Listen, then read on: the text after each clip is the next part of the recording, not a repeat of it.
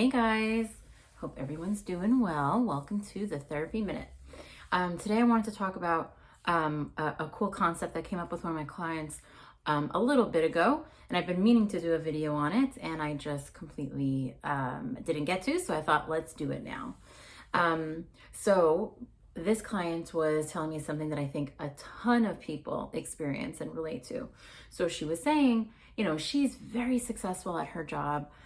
She's like a go-getter. She gets stuff done. And she's also the one that is always there ready to help her friends. Her friends have all of these great goals that they're working on, and she really helps them and she makes it happen for them. But then when it comes to herself and her own personal goals, creating her own personal business, and stuff in her personal life, that stuff she kind of avoids like the plague, but will run to help a friend with the exact same thing that she should be doing for herself, but she's not doing it for herself. She's helping the other people with it.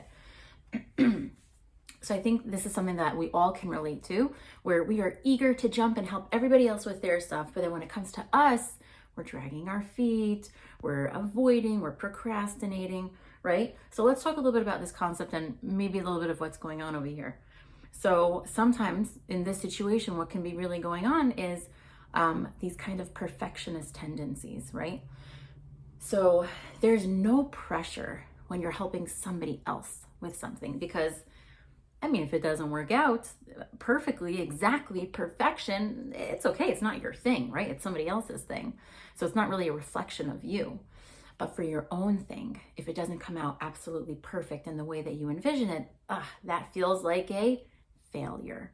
And we're scared of this concept of failure and things not coming out perfect. So we're going to avoid for us. But other people, we will jump on that. We will help them. We will do it, even if it's the same thing. And let's talk a little bit about this concept of failure, okay? So I want you to think in your head, what do you think the definition of failure is, right? What is the definition, the natural, normal definition of failure that you're thinking of?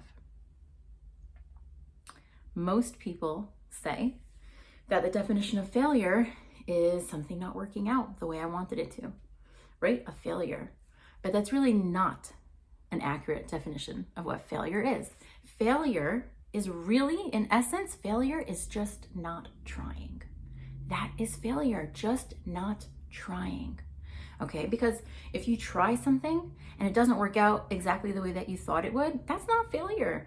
That is a learning experience, okay? You take something from that, you grow, you learn from that. If you sit at home and do nothing, that is true failure. Think of all the incredible business entrepreneurs, CEOs, massive, big business people out there. You think their business developed overnight with perfection? No way. They tried, they had one attempt. It didn't really work out exactly the way they wanted. They learned from that. They tried something else. One time they tried using ABC. They saw using the method of ABC didn't really work out so well. Okay, next venture, they tried XYZ. That didn't really work out the way they wanted to. They learned from it. Okay, now they're going to try AZX. We learn from all these experiences of quote unquote failure, but it's not really failure. So let's stop being scared of quote unquote failure, because the real failure is not doing anything. So let's get up. Let's stop worrying about perfection tendencies, right? Let's stop thinking that everything that we have to do is perfect. It does not. Just start doing. You can do it for other people. You can definitely do it for yourself. We got to get rid of this ridiculous concept that everything has to be perfect and just start doing. Just start doing, because you can totally do this. All right, guys, thank you for tuning in, and we'll talk next time. Take care. Bye.